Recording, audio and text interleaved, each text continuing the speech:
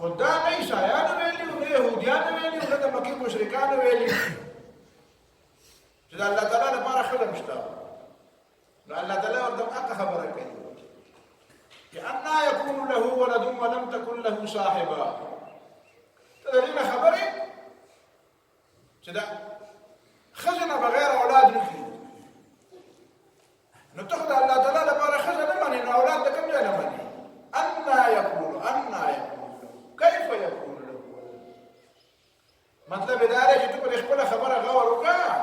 ستا ذهن دا خو نه مني چې د خدای د ښځه نو دا د شی څنګه مني چې د خدای د اولاد ځکه د ښځې نه بغیر خو اولاد نه وي ځکه خو زه دا وایم خلکو ته که نه چې دا سړي چې کوم کار وایي کولی شي ولې ښځې دا نه شي کولی نو زه یې ولې نه شي کولی بلکل یې کولی شي دا چې کوم د ښځو د سړو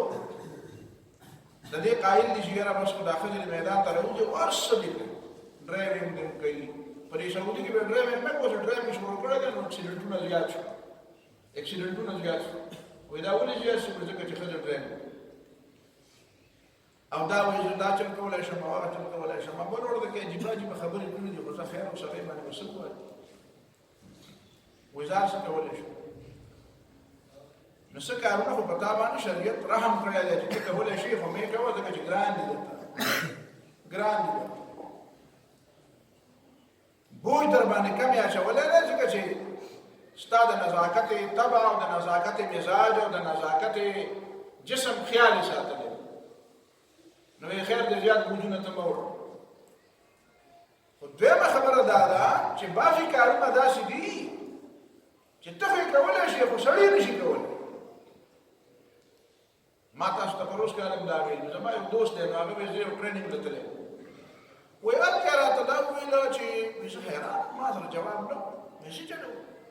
وایي داسې راته په بورډ باندې کرښې راښکلې منځ کې یو بورډ باندې کرښه راښکله یو ته یې ولیکل میل بل ته یې ولیکل فیمیل سړی وایي د سړي د هغه خانې لاندې به یې ولیکل چې سړی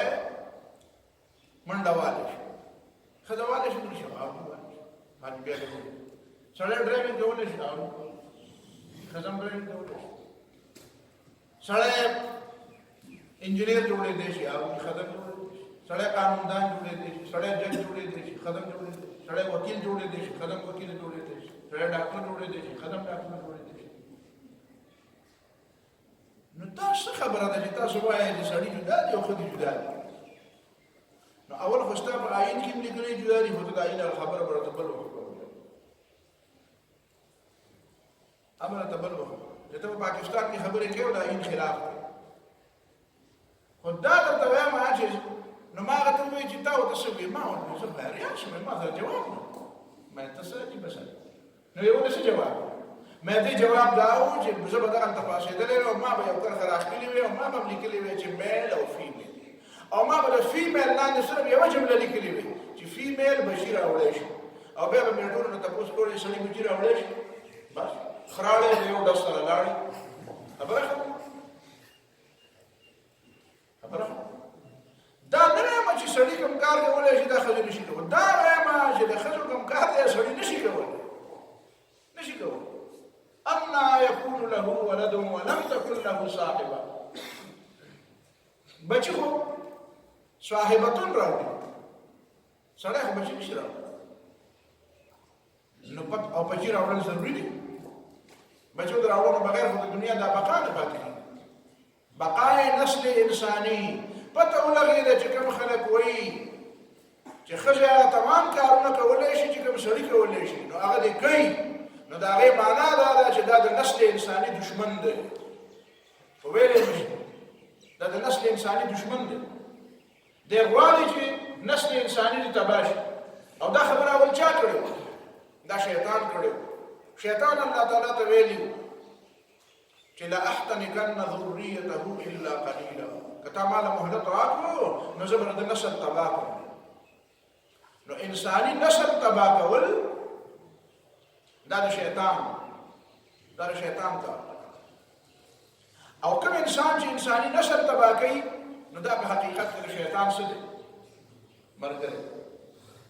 او د شرم نو ورځي د شیطان مرګرتیا کوي ځکه شیطان د دشمن دی او د مرګرتیا کوي وكان الكافر على ربه ظهيرا کافر د خپل رب خلاف د شیطان مددگار او حرام کې الله تعالی د دغه وجنه شیطان چې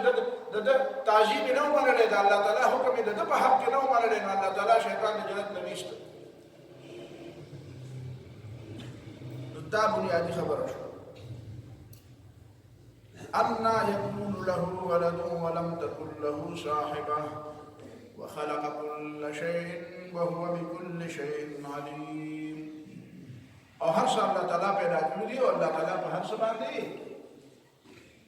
ذالکم الله ربکم لا اله الا هو دا صفتونه چې دي دا کارونه او دا اختیارات چې دي تاسو ته وایم دا الله دې او تاسو رب دی او لا اله الا هو د دې کائناتو خالق مالک